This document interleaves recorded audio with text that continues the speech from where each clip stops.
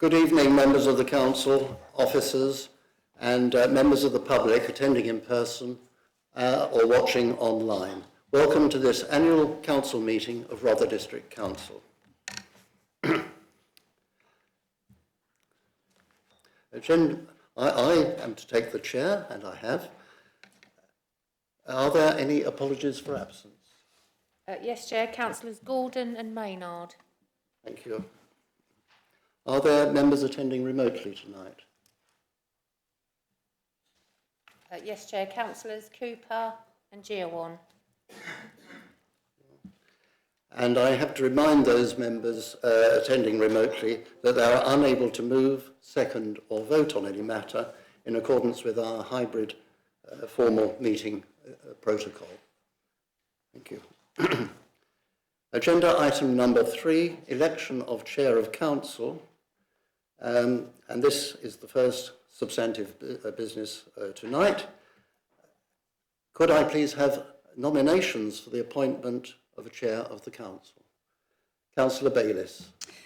Yes, thank you, Chair. I'm proud to nominate Councillor Mark Legg as only the second Labour councillor to be elected as Chair of Rother District Council. The previous Labour councillor who chaired Rother was Councillor Andrew Fleming, and that was in 1998-99, and I'm very pleased to say that he's been able to join us this evening to watch the proceedings. Mark was elected onto Rother District Council in May 2023 as councillor for Old Town Bexhill.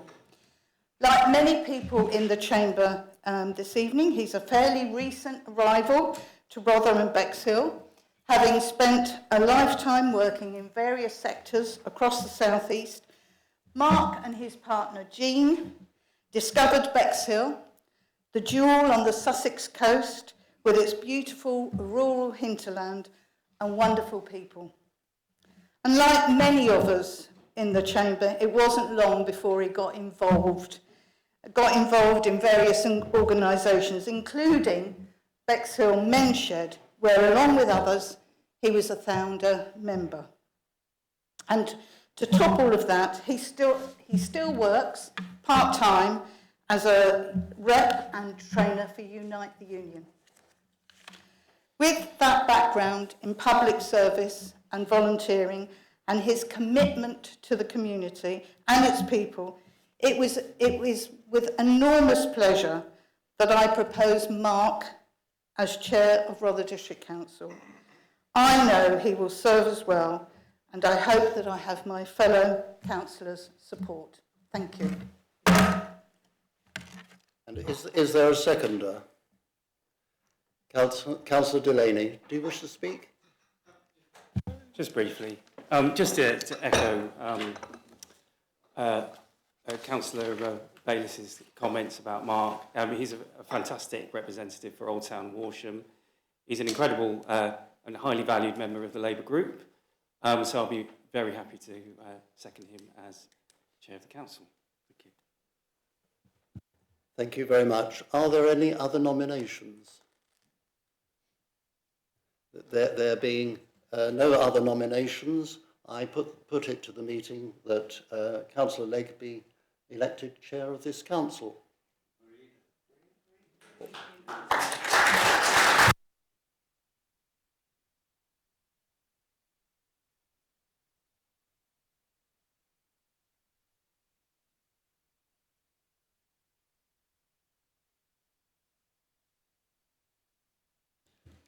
And Councillor Legg and I shall now retire to the Chair's room in order to invest Councillor Legg with the chain of office.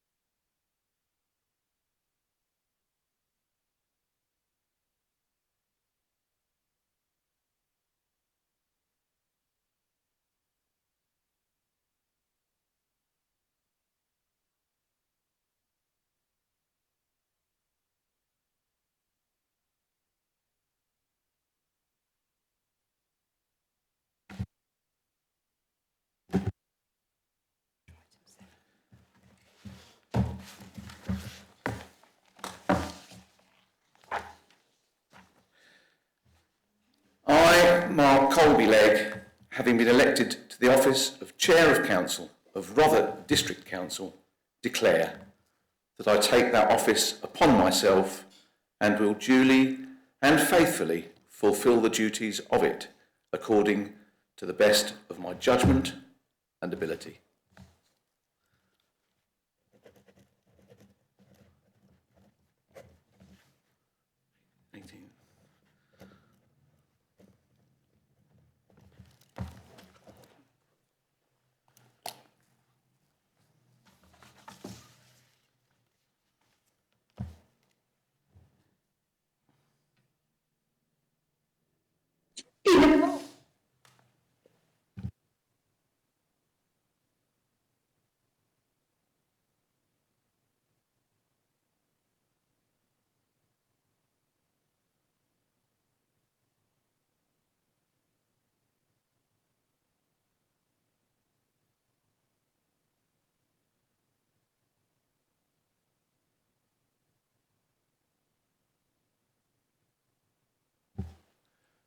So good evening, councillors, officers and members of the public in person and online. First of all, I'd like to thank you, members of the council, for placing your trust and confidence in me by electing me as chair of this Rother District Council.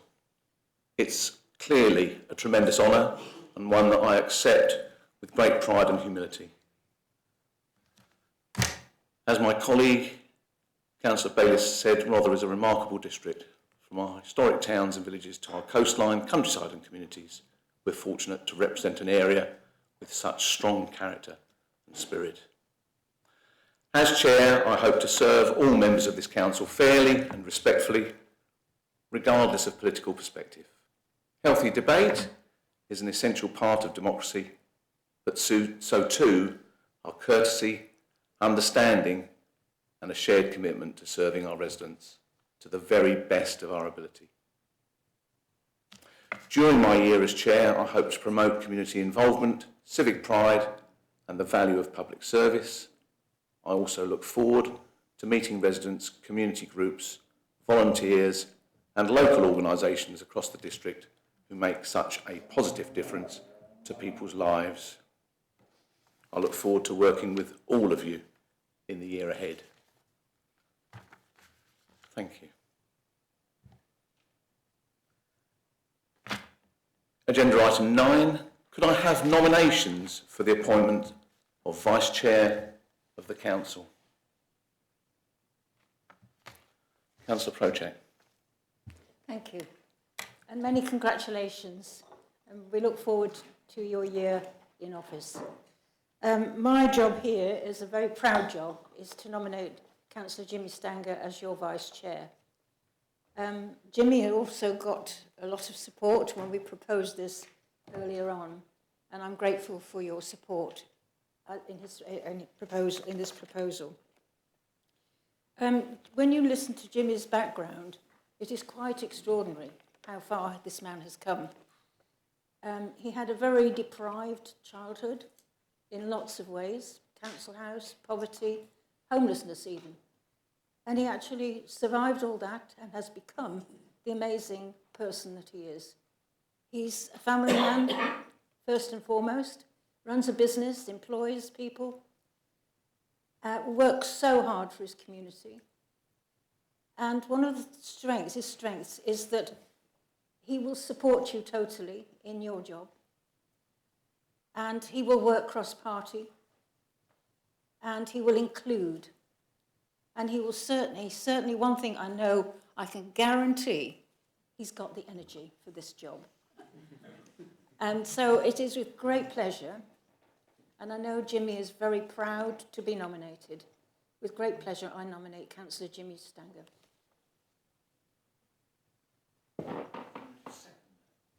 Anybody to second that? Councillor Gray.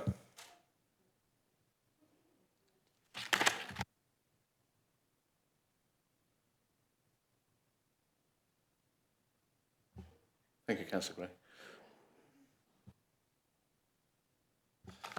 So I hate to ask this, but are there any other nominations for the election of Vice Chair? I thought I'd recognise that. Councillor Gray? Sorry. Thank you, Chair. We seem to have two seconders. Firstly, my congratulations to you. I'm sure you will be very good and will enjoy being the Chair. And I endorse everything that Councillor Pojak has said about Councillor Jimmy Stanger, and I'm very delighted to second him, as I'm sure my colleague Councillor Creaser would also. Thank you.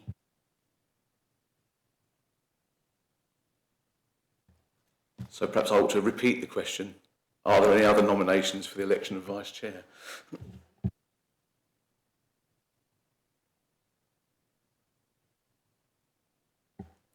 So, as Councillor Stanger is the only nomination, he is duly appointed as Vice Chair of the Council. And I would like...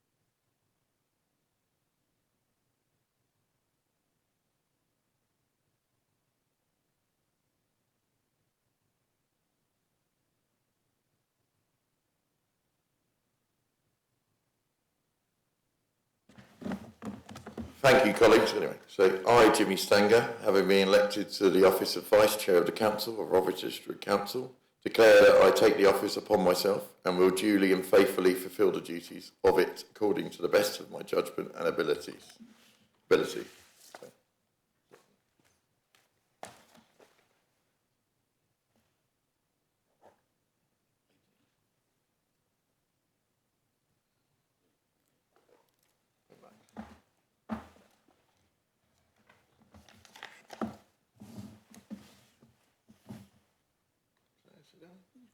Thanks.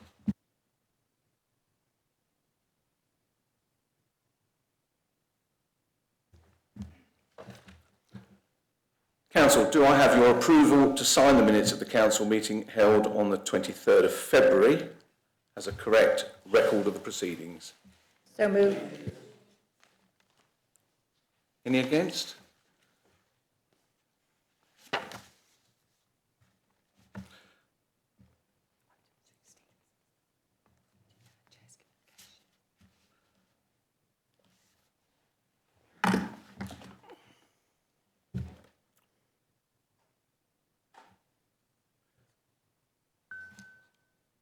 So I think in my thanks to everybody, I've really covered all the communications that I need to communicate at the moment. I'm looking forward to working with the community.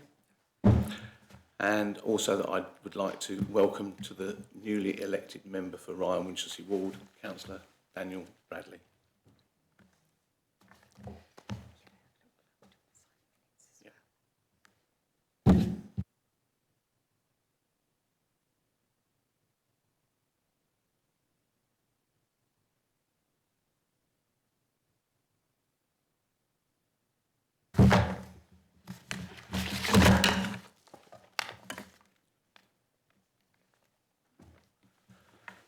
So we now move to the vote of thanks, and I call on Councillor Pojak again to that the council record. Sorry, yes. Sorry, sir. Thank you, Chair. The days are long gone when the Chair's engagements were mainly council meetings attended. Our recent chairs have set the bar high with their extraordinarily hard work and numerous events attended right across Rother. And Andrew, Councillor Mere, is absolutely no exception. He's given me a list of the things that he really stood out for him. And the list is a long list. So there are many things that are left out. And what struck me about his list was that he attended many, as a rural member, right across from Fairlight, he's attended many, many events in Bexhill, visit to Sidley Cricket Club, and lots of things in the Delaware. Great passion listening to music. And there's one thing that I wish I'd been at, which was the One Voice Young Festival singing. I don't know if anybody else managed to get there. The young people at the Delaware Pavilion. And it just sounds an amazing event. 2,400 young singers from primary and special schools across Brighton, Hove and East Sussex in this festival. It sounds absolutely extraordinary. Performed alongside a soloist from Glyndebourne. It must have been wonderful.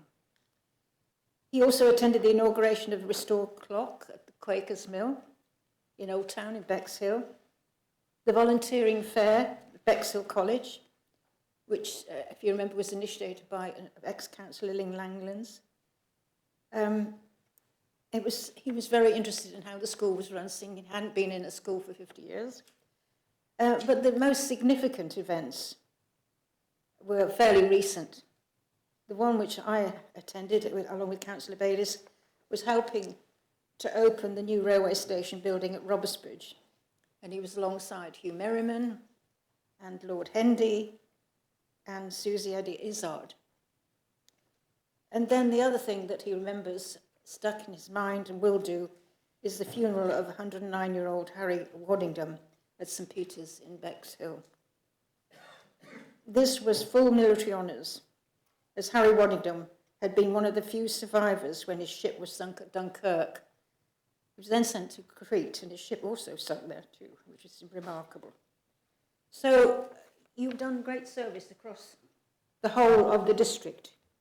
I don't know what we're going to do when Rother is no more and we don't have that role, because it's a role that I would never have wanted. I thought it was about cutting ribbons. But when Councillor Mear came, and he came to a Robertsbridge event, which was the recycling event that we have, the repair cafe, where people bring huge amounts of stuff to be repaired, and they do it. Volunteers do it. And I was just impressed about how delighted people were to see the chair of council. They really thought it was special. And you didn't even have a chain on, I don't think. And so that role is a key role in the district, because it's non-political.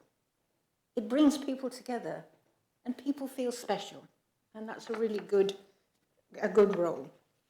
So I have got great pleasure to actually thank Councillor Mear enormously for what you've done.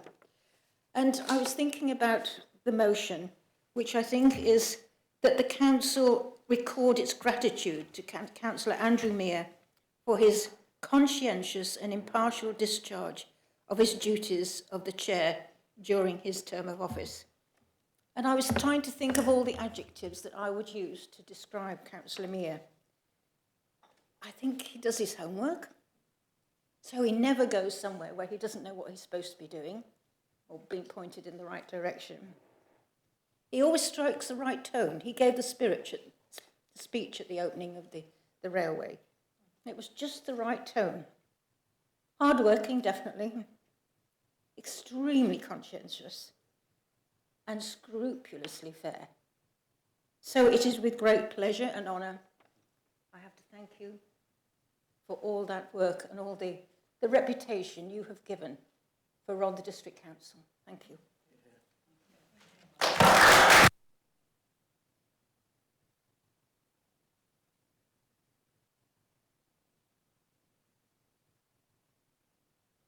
I'm sure somebody would like to second that.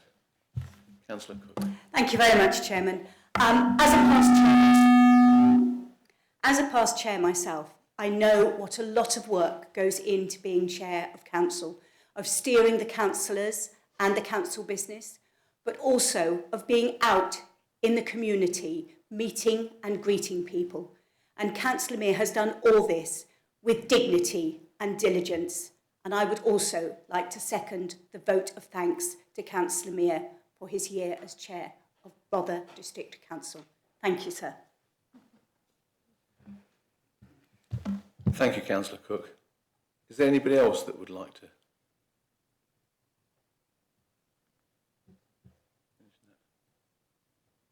So as it's been moved and seconded, could I have approval of the vote of thanks to Councillor Mear?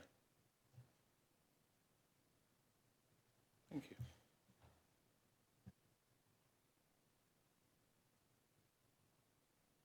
you. Councillor Mear, would you like to reply to your vote of thanks?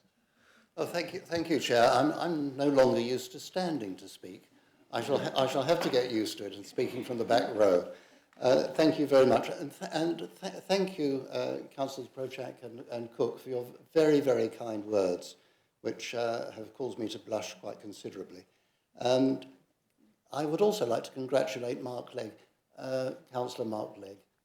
You have inherited a very interesting role. You've heard of how it is, the things that we do, and you're going to enjoy yourself enormously during the year. And I hope you really get out there and meet as many of the worthy organisations that there are in this town and in this district as you possibly can. I've done so many things that I never thought I would do, and to open a railway station, I mean, how many people in the country have ever opened a railway station? I think you can count on the fingers of one hand. It's been a real pleasure. It's also been a pleasure to be able to support my charities, the Old Persons Lunch Club, known as MOPS in Fairlight, and the Pet Level Inshore Rescue Boat. I've made donations to both of those, and it's a pleasure to have done so. So thank you all, councillors, and I would like to say, chairing the meetings here, you know, there are 38 of us, and you have all behaved impeccably. Well, usually impeccably. You have made the life of the chair a lot easier than it might have been. I know we have contentious issues, but councillors here, you are experienced, you know what you're doing, and you know how to debate well. And I thank you all very much for that and for the vote of thanks. Thank you.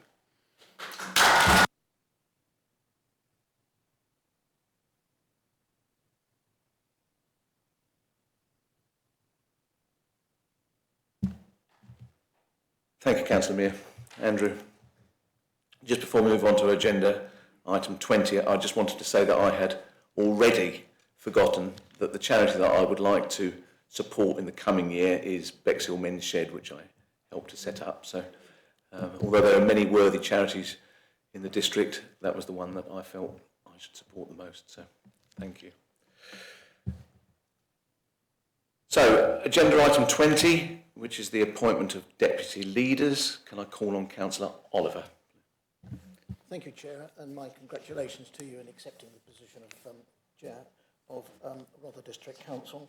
I'd like to confirm that Councillors Bayliss and Prochak have been reappointed as deputy leaders of the Council. I would also like, for the continuation of the work that's been done by Cabinet over the last 12 months and previous, that the existing members would continue in the positions that they're in and the portfolios, and I think they're in the report.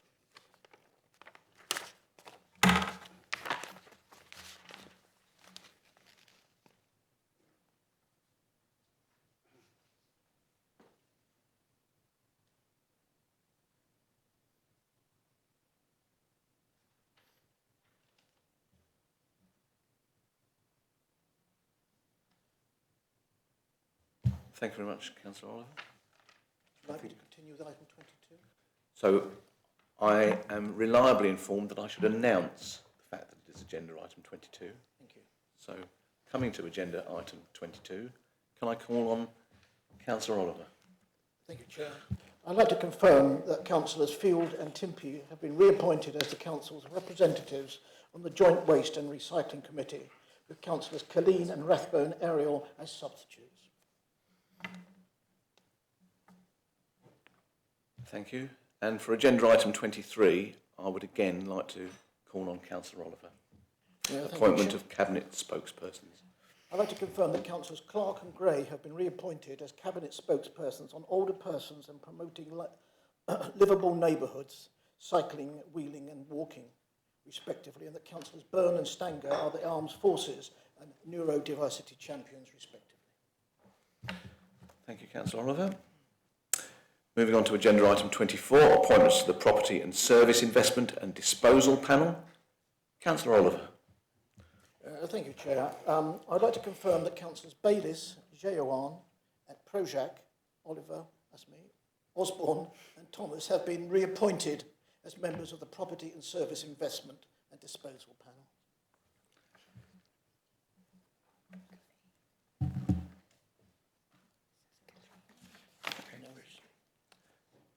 Thank you. Do you want me to clarify the position that it's not Councillor Colleen? Councillor Colleen sat on this particular panel in the absence of Councillor Projak, and that was never changed back, so we are where we would want to be. Thank you for that clarification. Bringing us to agenda item 25, appointments to the Council's committees. Councillor Oliver. Right, thank you. I'd like to move that Appendix 1, setting up the committees and appointments, they're to be approved and adopted.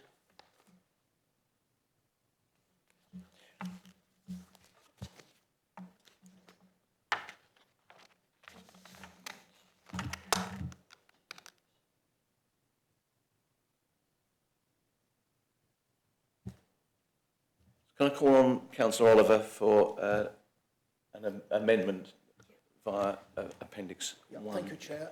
Based on the reorganisation of the Audit Committee, on the basis that it is not compliant for the Chair of the Housing Company to be a Vice Chair, that committee makeup has been changed with the addition of Councillor Byrne and the deletion of Councillor Hayward.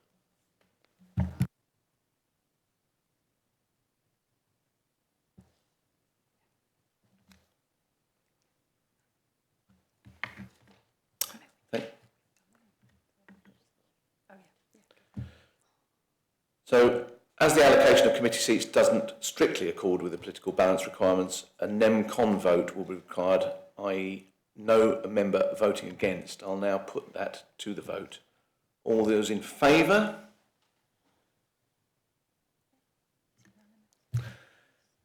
Any against? Thank you, that's carried.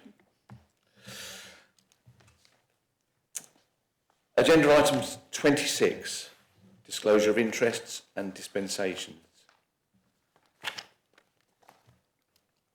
Are there any disclosures by members of interests and any dispensations in matters on the agenda? If so, please declare the nature of any such interest under the terms of the Code of Conduct. Councillor Burton.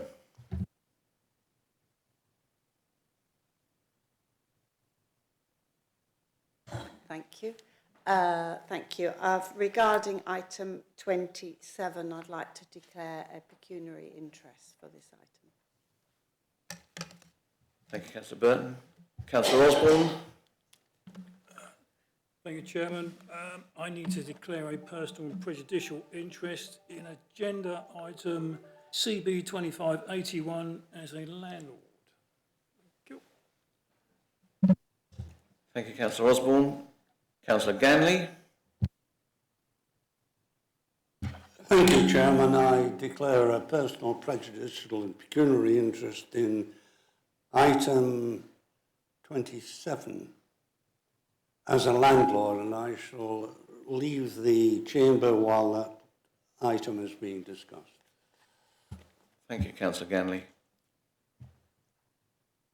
Councillor Projak.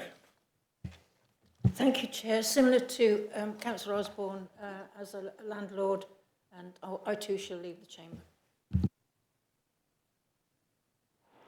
Councillor Hacking. Item 27, same again. Thank you, and that leads me to... Councillor. Thank you, Chair. I'd like to declare disclosure interest of pecuniary interest as a landlord. Item number 27. I think item number, hang on. Yeah, CB 2581 as a landlord. Thank you. Thank you, Councillor Delaney. Same again, item 27 as a landlord. Thank you, Councillor Delaney. And I also further have to declare a personal interest, financial interest as a landlord, and will leave the chamber prior to consideration of item 27.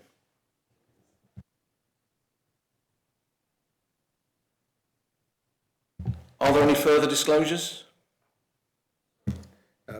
Is it a landlord in Rother or across the nation? Good question. Then I have no interest to declare.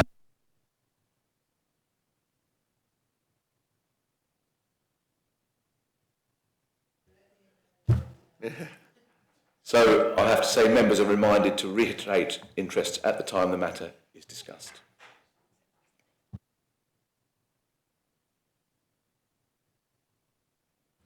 So agenda item 27, to receive the report and recommendations from Cabinet, to receive the report of the Cabinet on matters for determination by full Council at its meetings held on the 2nd of March and the 11th of May 2026. I need to explain that the recommendation arising from the meeting held on the 13th of April will be considered separately due to these members' interests. Councillor Oliver. Thank you, Chair. I'd like to move that the report of the meetings held on the 2nd of March and the 11th of May be approved and adopted. And seconded? Councillor Procek.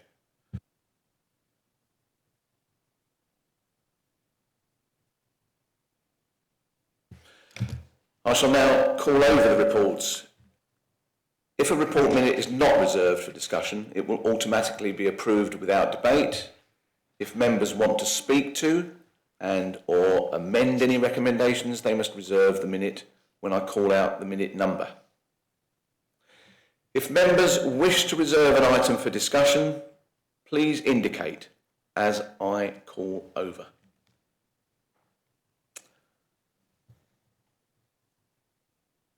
So from the 2nd of March 2026, CB 25/70, Rother owned, leased and accommodation policies.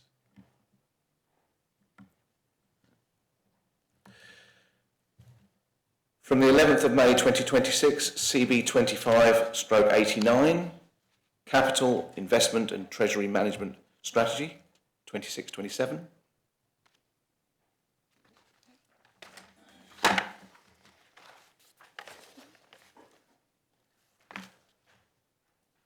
And CB 25/90, Temporary Accommodation Acquisition Programme Update.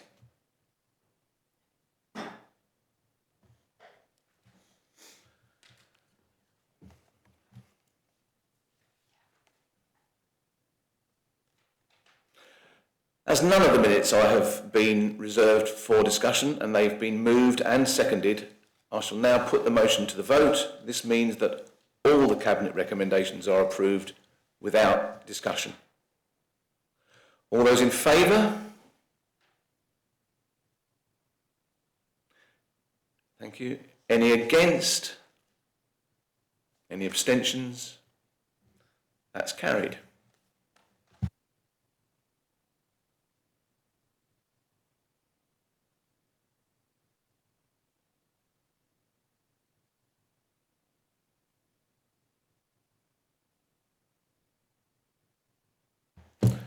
So I need to redeclare my personal and financial interest in the coming agenda item 27, and I will leave the chamber as I expect other people to do as well.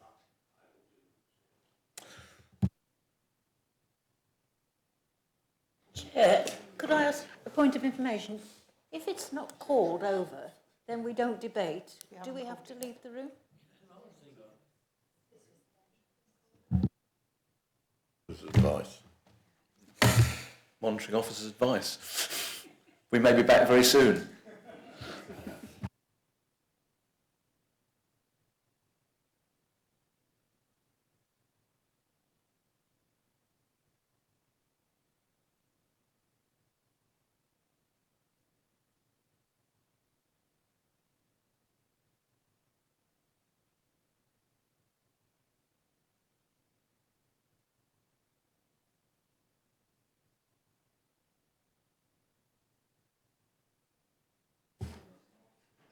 Hello, that's a quick promotion, wasn't it? So,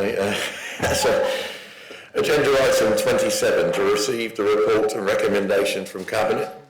To receive the report of Cabinet on the matter of determination by full council at the meeting held on the 13th of April 2026. I call Councillor Oliver. Thank you, Chair. I'd like to move that the report of the meeting held on the 13th of April be approved and adopted. Thank you, Leader. Do we have a seconder for that? Councillor Bayliss, thank you. I will call over the report now, and I shall now call over the report. If the minute is not reserved for discussion, it will automatically be approved without debate. If members want to speak to and amend the recommendations, they must reserve the minutes when I call out the minute number. Please indicate as call over. It's CB 25/81, Renters' Rights Act. No call over. As the minute has not been reserved for discussion, it has been moved and seconded. I shall now put it to the motion to the vote. This means that the Cabinet recommendation is approved without discussion. All those in favour? Yeah. All those against? Any abstentions? No. That's fine. That's carried. Proceed to item 28. So we'll invite them back in. Won't be a minute.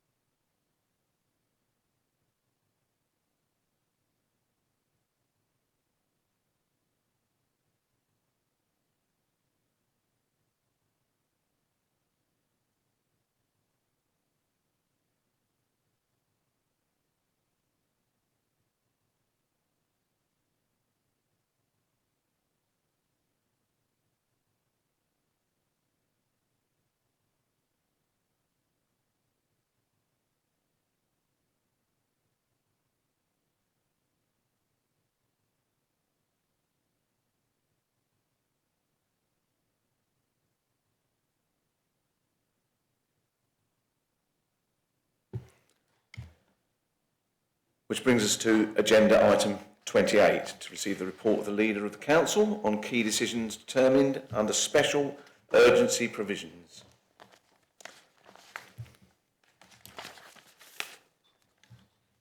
Councillor Oliver. Thank you, Chair. I'd like to move that the report be received. And someone to second that?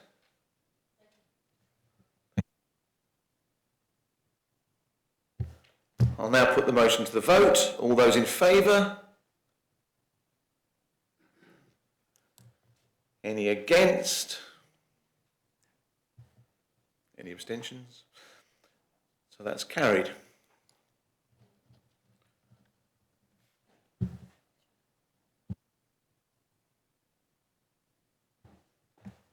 Sorry, Councillor Oliver. With your permission, Chair, I would just like to acknowledge what this council have done in the last 12 months before we go into the report from recommendations of the Audit Committee. The challenges that have confronted us as a council with the changes and with local authorities up and down the country, but working on a very collaborative basis with members and officers, we've achieved some really positive outcomes. And I think at this AGM, it's important that we recognise what we've done collectively as members. In no particular order, the Camber Welcome Centre, the Sidley Hub, which will be opening in the next little while, the swimming pool at Rye and the leisure centre at Rye, the funding that has gone in that direction that has been looked after by our officers, the Sidley Depot, bearing in mind that 1 in 4 local authorities felt that they could not commit to that, but we've got ahead of the game, which has saved us significant financial costs. The leisure centre at Bexhill and the swimming pool are receiving some inward investment. Blackfriars, also known as Tapestry. You know, we've brought this forward and houses are now being occupied, and I think we've all felt uneasy. Will it get there? Will it get there? But we've got there, and it's a way to go. You know, we're not out of the woods yet, but we're going forward. Barnhorn Green, the new NHS centre there, is not for the want of rather officers bringing this forward. It's the outside sources that are stalling us at the moment. The colonnade at Bexhill, the work that's been undertaken there to protect this historic building and to move forward, we are ready to start letting. Edgerton Toilets may not be a big one, but when you go to Edgerton Toilets and you see hundreds of children there, and we didn't have public conveniences, you know, and with the assistance of the Town Council, we've got these up and running. The Skinner's site in Beeching Road, which was a derelict site, is now being demolished, and officers will be bringing forward proposals for that. Fairlight Coastal Defences work, an important piece of work that we needed to support and get forward. And then, of course, the Delaware Pavilion project, proceeding with significant funding from various areas, from various sources, and we're actually now moving forward on that, and work is being done. And not forgetting the fact that we balanced our budget in a very, very difficult financial climate, and that's an acknowledgement to our officers working in order to make sure that we could do that. I think these are important things to acknowledge as members, because we work collaboratively and we work together through committees. The work that comes from the scrutiny, which I think is very, very important. Devolution and the going forward is very uncertain. We don't know the answers to this. But I think that with the cooperation of the town and parishes in preparation of the current timeline set by the government, we are well placed, whatever decisions get made. And then going forward, you know, there are other sites and areas from the corporate development programme looking to bring housing provision at King Offa, housing provision on the town hall site, and assessing the options with the West Station. So, you know, we're still working on these things going forward, but there's a restriction on what we can do. But I'm absolutely delighted to feel that we've worked in a very collaborative way with members and officers. And the vesting date for One East Sussex is 2028. It's a massive ask for us to get there, but we are ahead of many other local authorities. And I often say we are where we are, but I would acknowledge this work that's been put in by members and officers. And thank you so much for all that we've done in this last 12 months. Thank you, Councillor Oliver.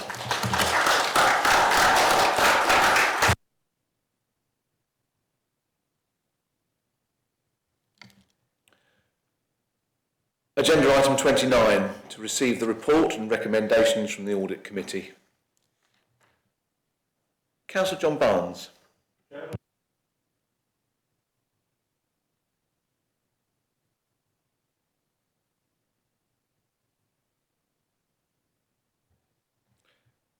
Seconded. Thank you, Councillor Biggs. I shall now call over the reports. If no minutes are reserved for discussion, these will automatically be approved without debate. If members want to speak to and or amend any recommendation, you must reserve the relevant minute when I call out the minute number. Please note that any discussion on AC 25/55 can only be in relation to the whistleblowing policy. So from the 16th of February 2026, AC 25/46 is the update on appointment of independent person for the Audit Committee. No one? 23rd of March 2026, AC 25/55, the revised whistleblowing policy. No one? AC 25/56, amendments to the Constitution, hybrid meeting protocol and member officer protocol. No one?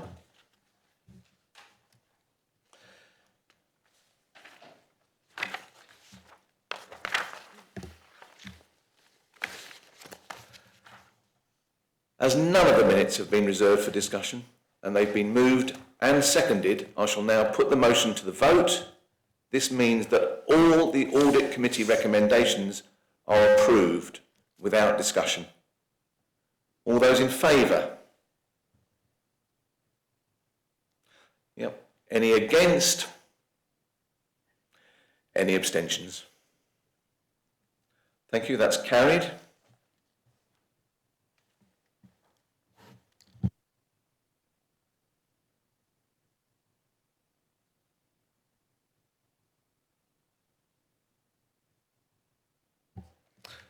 So agenda item 30, to receive the report of Chief Executive on the designation of the Council's monitoring officer and solicitor to the Council. Councillor Oliver. Thank you, Chair. I'd like to move this report of the Chief Executive be approved and adopted, and I would like to acknowledge the work that the Chief Executive has undertaken in order to get this prestigious appointment, which will give the support that we need at this Council. Thank you, Councillor Oliver. Seconded? So I'll now put the motion to the vote. After I've asked whether anybody would like to debate this.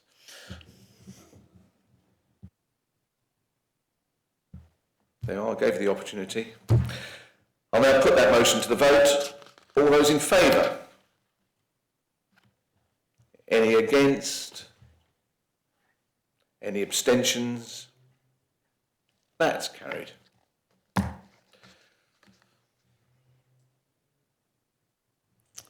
Agenda item 31, which is the report of the returning officer.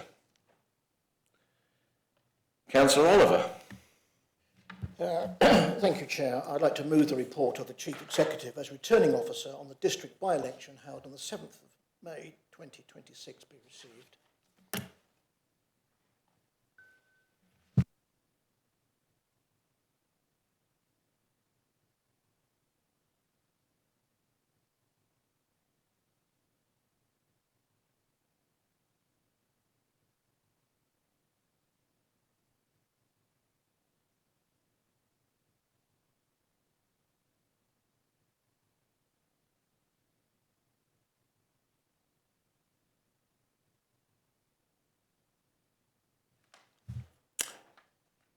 Very quickly, somebody to second that. Thank you, Councillor Bayliss. And I'll now put that motion to the vote. All those in favour? Any against? Any abstentions? Thank you.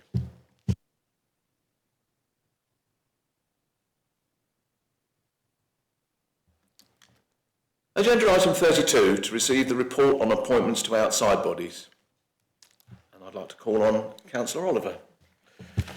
Thank you, Chair. I'd like to move that the whole report of the Chief Executive be approved and adopted, including the proposed nominations at Appendix 1, replacement members to be confirmed to take vacancies as a result of Simon McGurk's resignation.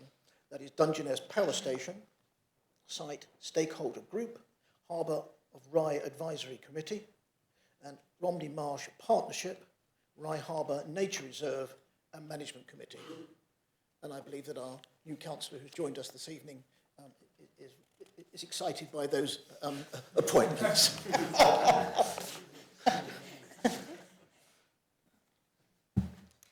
Somebody to second that, please. Thank you, Councillor Delaney. Are there any other nominations to serve on those outside bodies that are listed on Appendix 1, or can this be taken en bloc? I have a question, Chair. Thank you, Councillor Barnes. Just with reference...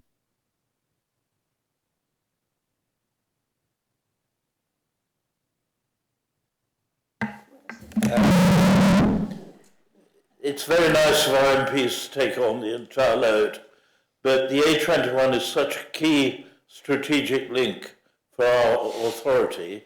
I wonder really whether we should be quite as disinterested as we appear to be, and whether we oughtn't to ask the members to consider whether councillors along that road should not be included and bring pressure to the government to actually improve it.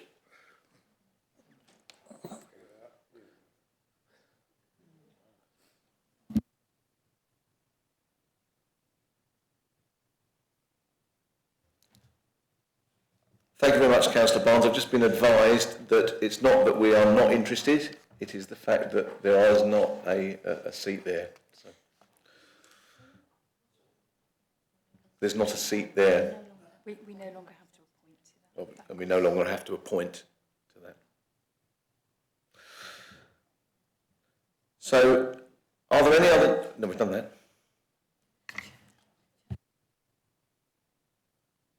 Councillor Field.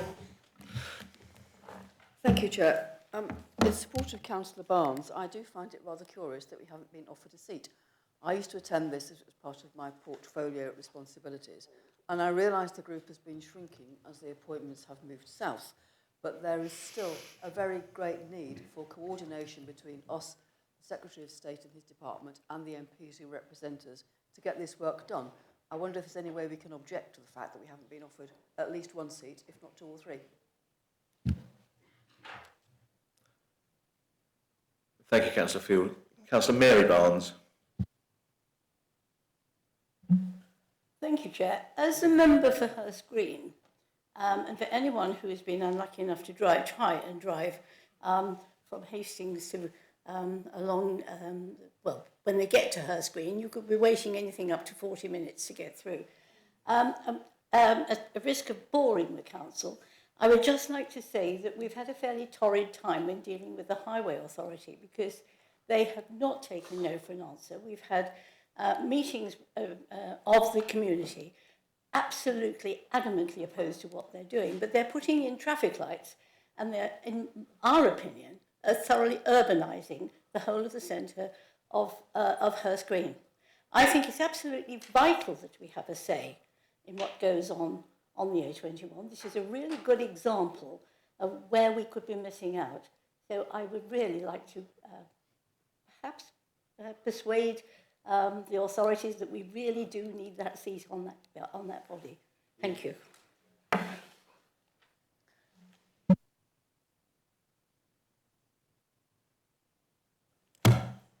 Thank you, Mary. Councillor Barnes. Officers will find out why we haven't been offered that seat and we'll report back, if that's okay.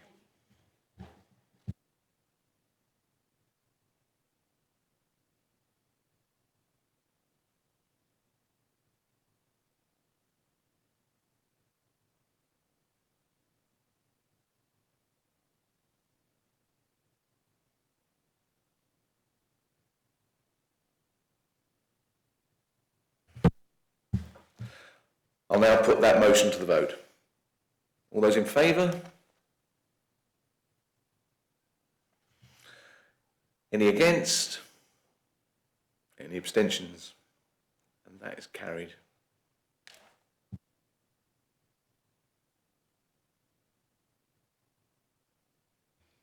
Agenda item 33, to receive the annual report of the Member Development Task Group. Call on Councillor Delaney.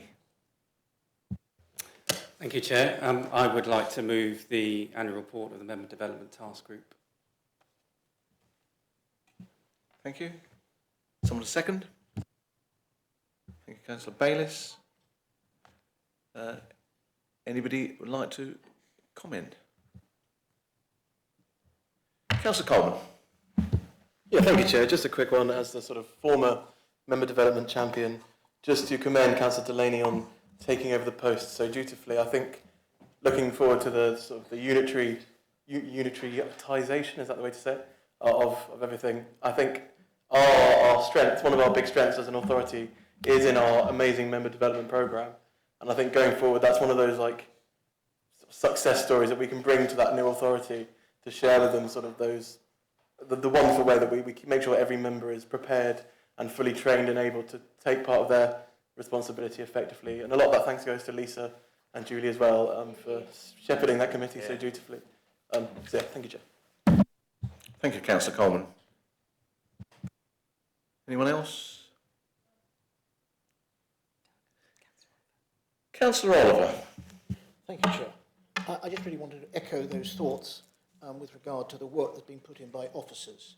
And I think that all members that came to council in 2023 are up and running quite quickly. I think that's very, very important, and I think that is a testament to the work that's put in by Lisa Cooper and Julie Hollins, and chaired previously by Councillor Coleman and currently by Councillor Delaney. It is important that our members are brought up to speed quickly, and they were, and I think that's very, very important when you hear some of the stories that go on in other counties where all of a sudden they're not having meetings because their committees are not organised well enough. I think we've done a very good job, and I would like to make sure that that's minuted in some way. Thank you, Councillor Oliver. Anyone? Councillor Project. Yes, thank you, Chair. Way back I was the champion of member development, and I've absolutely been committed to the training programme, and echo the thoughts and congratulations to our team who put it in place. I love the league table, and I think we should have a prize for Councillor Polly Gray, top of the list. So it's quite interesting, and I know other councillors who are on county, they have their training on county. A lot of councillors do it remotely. And thank you again for the work you put in to enable councillors to access it if they can't attend the meetings. And it's great that it's actually in the evenings as well, because that means people who work can actually go to these briefings, as well as the whole programme you put together. The two things I've learned from looking at local government review, and it's already been mentioned, is the training that needs to go in to the new council when that happens. And we will need training on how to deal with the shadow authority when it comes along. So I think we need to think ahead and hope that will be in place for us to benefit from that what seems to me going to be a difficult year. Maybe not difficult, but very different. So I think we need to think ahead. Thank you. Thank you, Councillor Project. Okay, so all those in favour? Any against? Any abstentions? That's carried.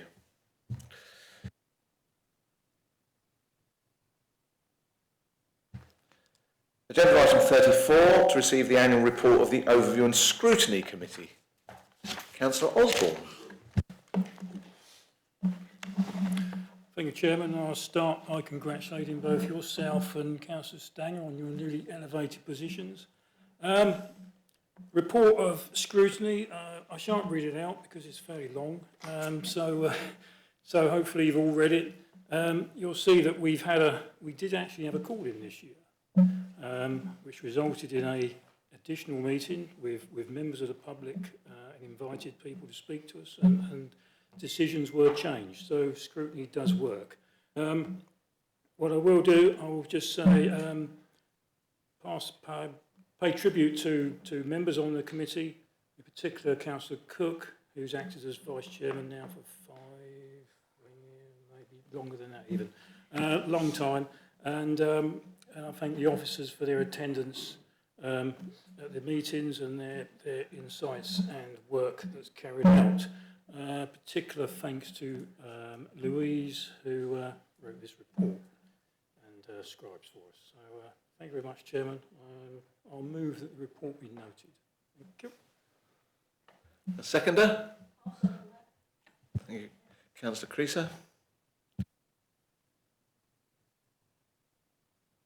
Any debate on that? Councillor Project.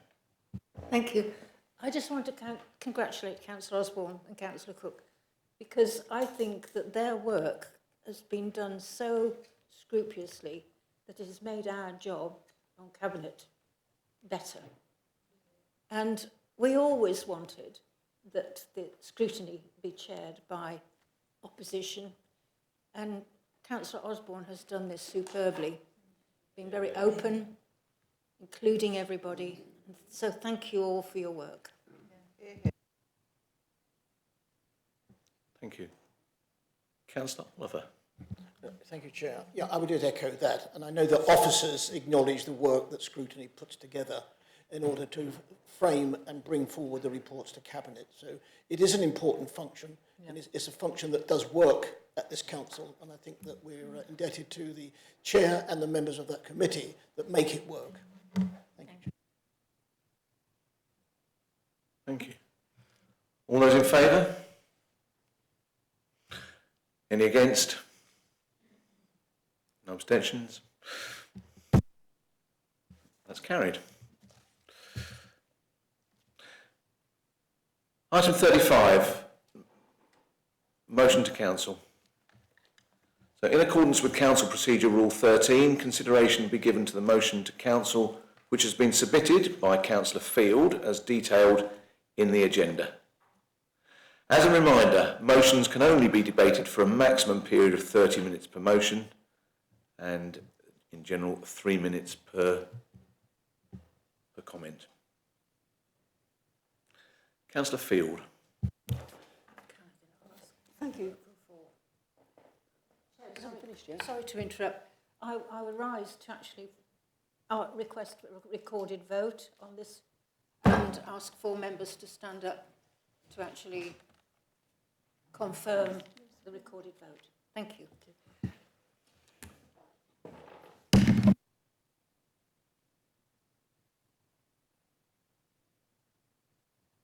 A seconder? Thank you, Councillor Cook.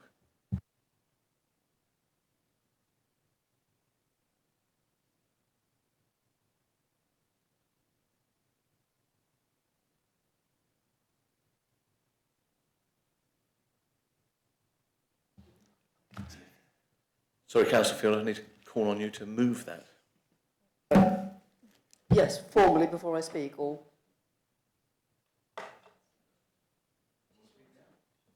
Would you like to speak now? Yes, well, that's what I was here for. Sorry. Yes, I would like to speak and move the motion. Thank you very much. Could I first draw members' attention to what I believe is a drafting error? I must confess I've been slightly distracted over the last couple of weeks. I would like it to say motion submitted by Councillor Field on the National Planning Policy Framework. I don't think we need to add the Liberal Democrat bit in. I think it's my motion to the council from me. Right. I've now lost my notes completely. Please bear with. Yes, right, thank you. You will know that I'm not an enthusiastic planner on this council. It isn't ever been my role. But I think there's a lot of good in this new planning policy framework. But I also think there are some worrying aspects. I hope we can all agree that we need more homes in the district and more homes nationwide. Homes that people can live in with their families and not enormous homes that just attract people that don't contribute to their communities.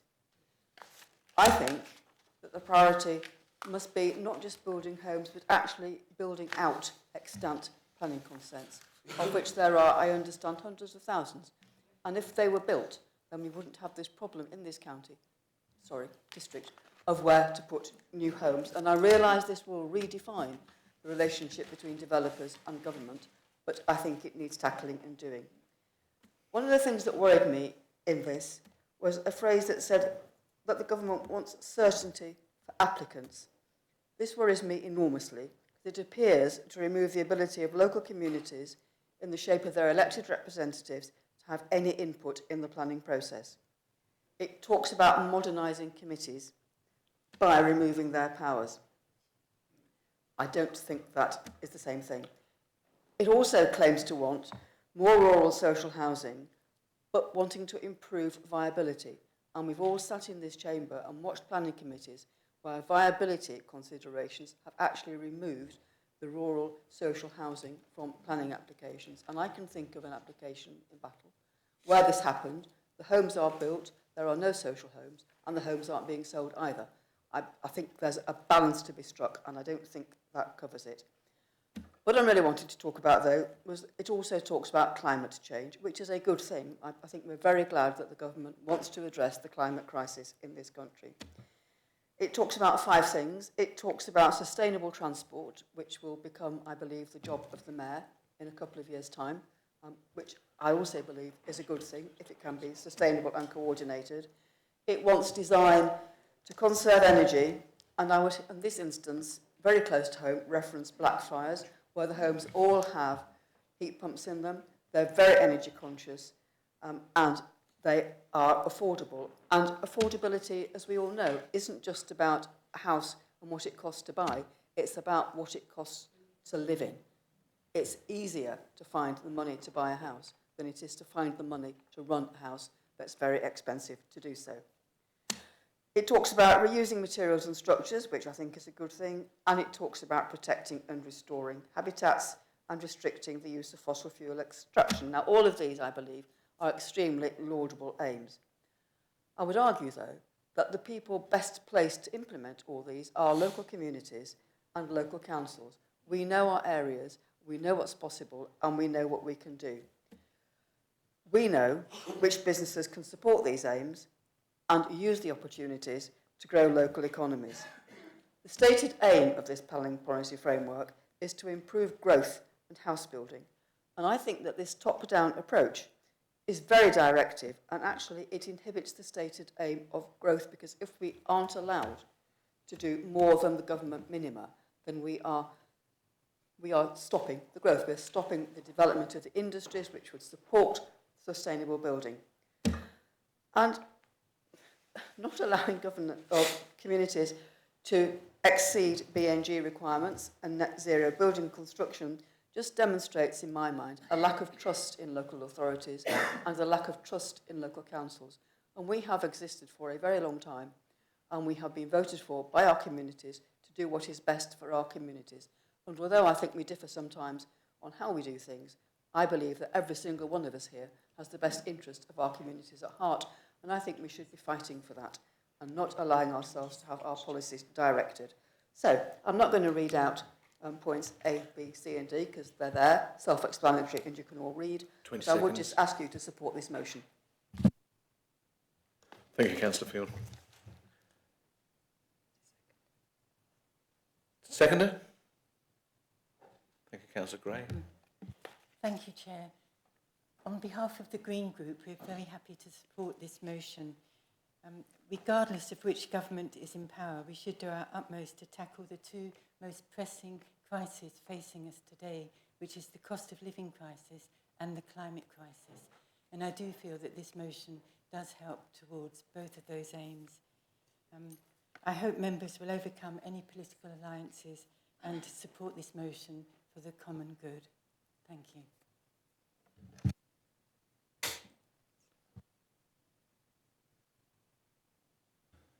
Councillor Barnes. Chairman, I rise to support the motion.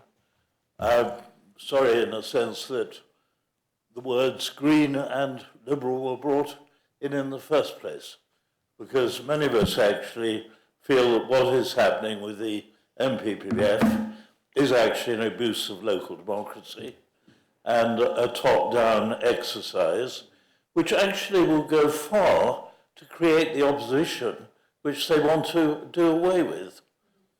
You want actually to improve the housing stock of this country, and to say to a local authority that you should not be able to require higher standards than the basic standard is actually levelling down. And I am opposed to levelling down. We should, as a local authority, be setting high standards. I agree with most of what Councillor Field said, but I would add one thing, and I'm rather surprised she didn't mention it, because we are a very dry county. We are drier than North Africa. When I went to the UAE 20 years ago, I discovered that they actually recycled 70% of their water. We get nowhere near that. We have not built reservoirs, we have not modernised our infrastructure, and it really would help the people of this county and the people of this district if we did require that grey water facilities are provided in every new house. And again, on the other side, and I do commend her for this, insulation is specifically mentioned. At a time when energy prices are high, and the cost of living is up. Insulation is a way of actually lowering bills long term. And so this motion goes a long way in the direction I want. I would ask the leader, if we pass it and he writes to the government, that he does actually put a paragraph in about grey water, because I think actually that is probably our most imperative need. Councillor Barnes.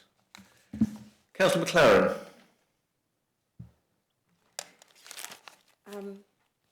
Chair, new Vice Chair and councillors.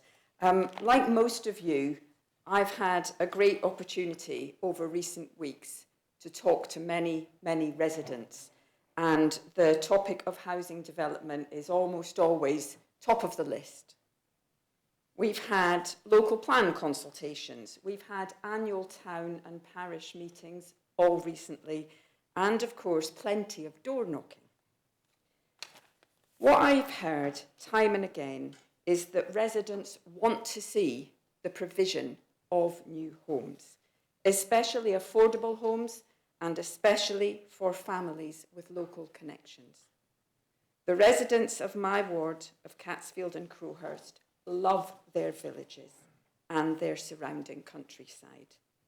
They want to see their villages thrive long into the future. And they honestly see themselves as stewards of these places now, you know, passed on from generations before for generations to come. They do want to see new homes, but critically, they want to see them developed and provided in the right way, sustainably, beautifully, and in a way that reflects the rich history and biodiversity of their surroundings. New homes can and must be developed sustainably, set in the best possible natural environment. So I was not happy to see that for decision making, the new NPPF reduces the weight given to the importance of conserving and enhancing natural beauty. Nor was I pleased to see that where significant harm cannot be mitigated, it may be appropriate to consider suitable compensation. These downgrades to environmental protection are simply not acceptable. And for this reason, I will be supporting this motion. Thank you. Thank you, Councillor McLaren. Councillor Delaney. Thank you, Chair. I just wanted to say I'm aware that the Liberal Democrat group have submitted their response to the consultation, which is fine. The key point is, though, that this consultation ended over 2 months ago. So for me, I won't be supporting the motion because I'm not sure what will be gained from submitting it at this point. Thank you, Councillor Delaney. Councillor Prochak. Yes, the consultation has finished, but the government haven't made their decision. There is still a window of an opportunity for them to listen, and to listen to the 60 other councils that are actually bringing forward objections to this part of the NPPF. The motion is in two parts. One is actually saying local plans and local government is important and we should be making local decisions. And this suggestion is taking it out of our hands. And the other part of the motion is about what's called biodiversity net gain, setting it at 10%. Every year in my village, we have a dawn chorus walk. It's extraordinary. We do get up in the dark. We have lanterns to guide us where we want to be. We're all very quiet. And those organising it, thank you Black Shed, those organise it record the birds that we hear. This year, the nightingales were amazing. 2 we heard very clearly. But I learned that every year the number of birds are reducing. We are the most depleted nature country in Europe. And so it is with real deep regret that I want the government to listen about this 10%. 10% biodiversity net gain is diddly squat. Actually, 10% will keep us standing still. That's what Tony Juniper says of Natural England. He's the chair of Natural England. He said 10% only helps us to stand still. Nature is our critical infrastructure. We can't do without it. It's our life support system. And here we are looking at 10% net gain. 60 councils have objected. And the reason is because many of those are already in their local plan, which we wanted to do, in their local plan have increased the 10% to 20%. And some councils are targeting 30%. And I could read out the list of these councils. We are not alone in having our concerns, so please support this.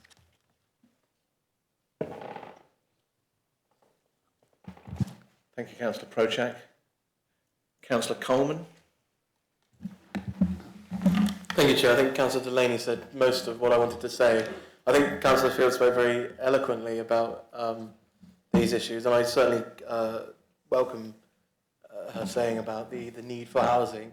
And there is such a pressing need for housing, especially in my view, social housing and hopefully soon actual council housing as well. When I talk to the many residents of Sidley who are on the housing waiting list, who have issues with overcrowding, issues with poor private rental accommodation, and they're all desperately needing somewhere to live. And the truth of the matter is that the houses that are being built are not being built at fast enough rates, and we are not building enough houses as it stands for what is needed. As a district, if we want to survive and we want to grow and we want to be able to build that infrastructure that we need, and we want to be able to make sure that there are jobs for the future, we need to build those houses so that there are places for people to live, places for people to thrive. And so I absolutely commend that comment from Councillor Field. But like Councillor Delaney said, I think whilst admirable, the fact that this consultation has already closed, the government, I imagine, are well on their way to having a drafted bill ready to come forward. I don't really see how, given how stretched our officers' time is at the moment, with LGR and with the new unitary authority, that writing a letter to the government at this time and spending time on this is actually going to make much of a difference. So I will be abstaining as a result of that. But I do commend the eloquence with which those points were expressed. Thank you, Chair. Thank you, Councillor Coleman. Councillor Clark. Thank you, Chair. Well, I'm very pleased to support this motion because one of the reasons is when I was on the housing company, under the passionate leadership of Councillor Thomas, it was so important that we built environmental houses that were sustainable and of very high standard, and we're not prepared to move from that position. Councillor Field touched on a number of issues. We had passionate debates about protecting our rivers and waterways, which is very important. She touched on bus services, which are so important to rural areas and areas of Bexhill. It's very disappointing that the government has now cut the subsidy to the local area, which has meant some reduction in bus service and increases in bus prices. So that's a bit disappointing. Also, been on the council a long time, it's very important that we're planning that we do reflect the concerns and worries of local residents and take them on board. Okay, we might lose appeals sometimes on planning, but we always need to be in a position where we can reflect the local interest and people's interest. It does worry me that in their passion to build houses, they're trying to override local democracy on local planning. So, you know, that's my opinion. Thank you. Thank you, Councillor Clark. Vice Chair Stanger. Thank you. Just want to add a few bits. As a Bexhill West, myself and Councillor Winter represent Bexhill West, which is heavily affected by development and infrastructure problems. And also we're custodians of the Pevensey Levels, the Rambar site, and I've substituted Councillor Colleen before on the High Weald National Landscape JAG board. So we have to make sure that protections, I think it's from the consultation questions, it seemed a bit of a lip service watered down from my perspective, but that was my opinion. So I'll be supporting the motion. Thank you. Thank you, Councillor Stanger. Councillor Creaser. You'll have to forgive me, but I don't want to speak. You don't want to? Councillor Kirby Green. Thank you, Chairman. Very brief. I would like to echo Councillor McLaren's views. I think I would concur with what she said. I think we need the right housing in the right places, and we need to, we can't be constrained by government. And I think this is certainly an attempt to basically remove democracy from the planning process. I will be supporting the motion, and I would just point out, I'm sure our capable officers, who are always saying are brilliant, are quite capable of writing one letter. So I think I don't think that should be a reason not to support the motion. Thank you. Thank you, Councillor. Councillor Burton. Thank you, Chair. So we've heard from all sides of this chamber tonight support for the wording of the motion, and additions, water collection seems a very valid point to me. And it's been said that the consultation has closed, and it has. But is there any harm? Do we do anything negative by writing and saying what we believe in this chamber? And the other thing that I'm unhappy about is it implies that housing and nature, it's one or the other. And I think we've got to push to say we can do both together.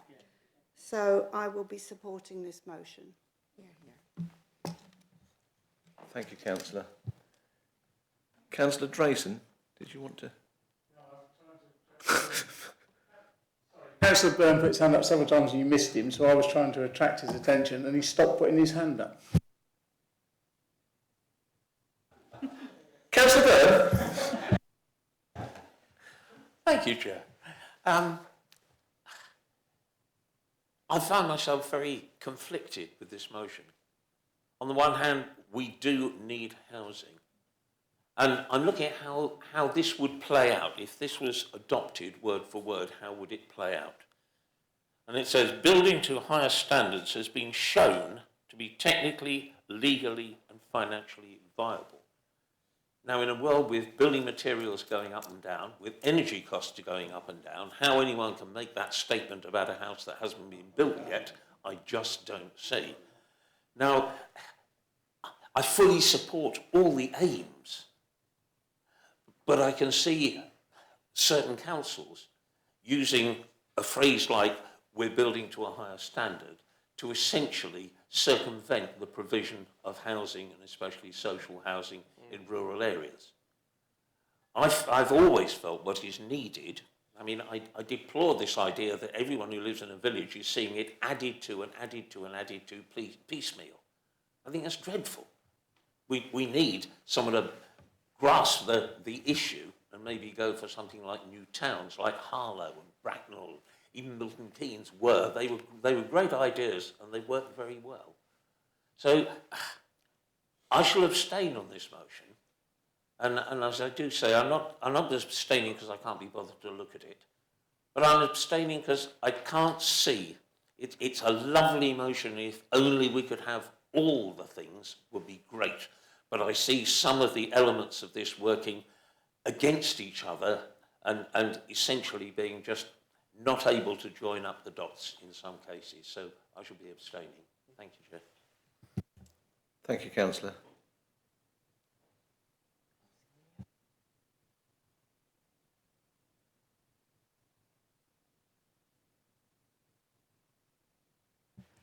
Okay, thank you very much, everyone, for their contributions. Before I put the motion to the vote, would Councillor Field like a right of reply as the mover of the motion? Just a couple of things. First of all, yes, completely agree with Councillor Barnes. Grey water is extremely important. It always has been, and in fact, I was asked about a certain company's sustainability plan, and I immediately said, you've missed grey water out of this plan, and so you're right.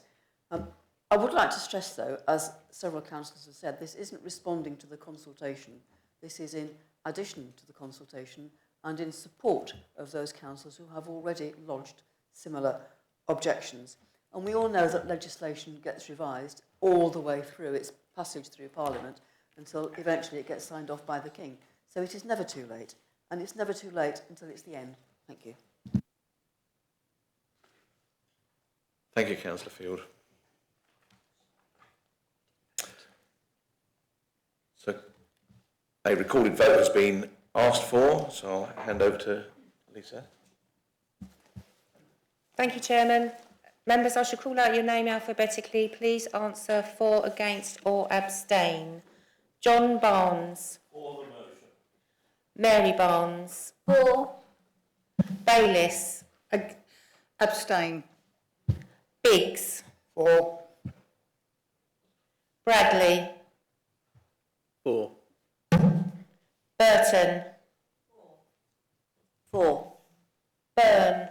Abstain. Chowdhury. Abstain. Clark. Coleman. Abstain. Mrs. Cook. For. Creaser. For. Delaney. Abstain. Drayson. For. Field. For. Ganley. For. Gray. For. Groner. Hacking. Hayward. Colleen. For. Kirby Green. Legg. Abstain. McCourt. Abstain. McLaren. For. Mere. For. Oliver. For. Osborne. Proshak. For. Rathbone Ariel. For. Stanger. For. Thomas. Timpey. And Winter.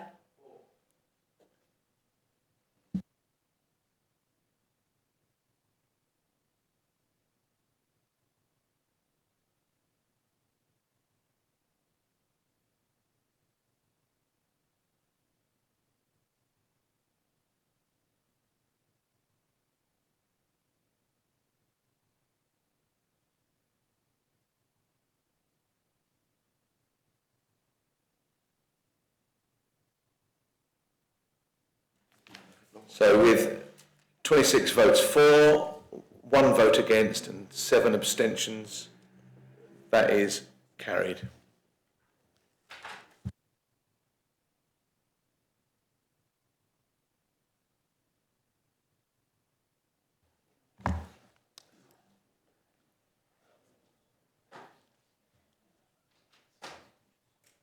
It's 8 o'clock. The annual meeting is now closed and will be followed by meetings of each of the committees to elect their chair and vice chair and agree the start time